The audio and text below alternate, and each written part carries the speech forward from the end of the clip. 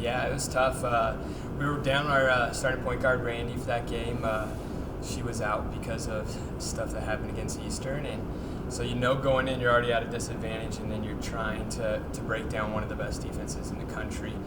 We knew we'd have a chance if we hit some shots, and unfortunately we didn't hit enough shots, but really proud of how our girls played defense. I think we made Lubbock work for a lot of their points, and we competed really well. But it's always going to be hard when you're barely scratching 40 points to get the job done against a Lubbock Christian team that has returned a lot of players that we've seen 3 times already this year. So it was a battle. It was a good one. We're proud of how our girls competed, but it was definitely unfortunate. Of course, being down Randy is tough when she's one of the stars on the team. What has been the response after the game to knowing we have to step up if somebody goes down? Yeah, I think we were really pumped to see Rosemary come in and give us some really valuable minutes and bring us a lot of energy off the bench. It's fortunate that we still get to keep playing, and so to make it into the NCAA tournament this week, we're excited to play Tyler. We'll have Randy back, and everyone will know that you got to be ready when your time is called. And Rose didn't get an opportunity the last couple games of the year, but she got an opportunity in the conference tournament, and she showed us a lot. And so you never know. I mean, just like Coach Brown talked about how it takes the whole team to get through and to get where you're at now. That's what it's done right now. And the girls have done a lot of hard work to get us into the tournament again. With Tyler, it's been a few months since you guys played them down in their place. Can you take anything from that game, or if both teams just changed so much, it's more of looking at their philosophy? I think you do a little bit of both. I think how you played them, that could give you an idea of how you guys match up and what you want to learn from. And then you do need to know that it's in the NCAA tournament, everyone's 0-0. You got the seeds, and really the host is the big thing that gets determined, but everyone else is just a different colored jersey. You're in a hotel room just like everyone else, and it's just who comes ready to play that day. I think our region is one of the tougher regions in the country. You see it time and time again that we haven't had a back-to-back winner of our region for a handful of years now. So we're excited to play Tyler.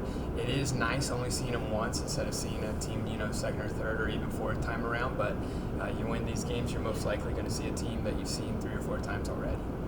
Just overall, to see you guys get back in the NCAA tournament, just how much of an excitement was that for you guys, and just being able to play in the regional?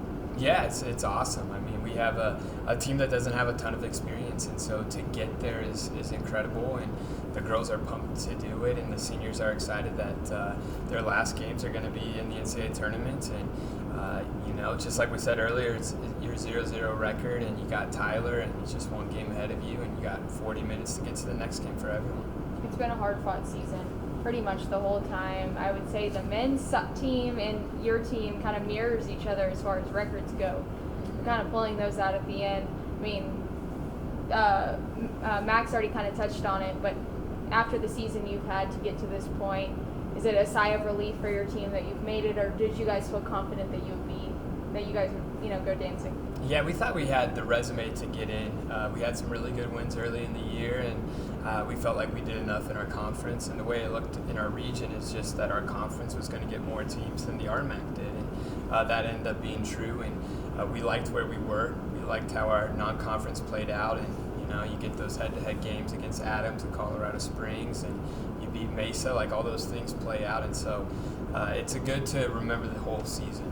It started way back in August, and games started October, November, and here you are in March, and you're still going. And so to earn that spot is always rewarding no matter where you're at. You guys have had to kind of patchwork teams at some points during the season. Who do you feel like made the most growth from that first practice in August to now? Gosh, it's hard to pick one. I think you look at Glow. She has just steadily improved, and just been such a great, humble team player, a servant for her teammates, and has been selfless through the whole process with a good attitude. And so to see her being in the starting lineup and to be playing very meaningful minutes in her last season of college basketball, it's super rewarding to see as a coach that a player doesn't hang their head, doesn't get what they want, but just keeps working hard, and to see them get rewarded for that is awesome.